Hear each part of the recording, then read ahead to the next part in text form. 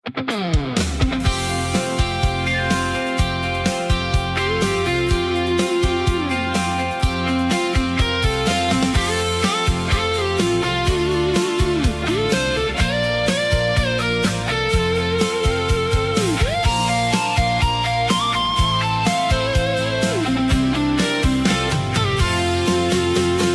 ြေစံနဲ့လက်ဖက်ရည်ဆိုင်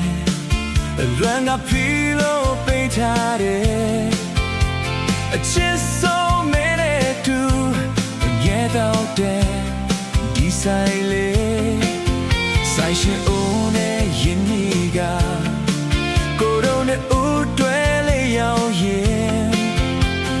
တို့ကြိုက်တဲ့ချင်းတွေအလိုက်တဲ့သီးနဲ့ဖွင့်ပေးတယ်လေဘဝတစ်စချိုးမှာ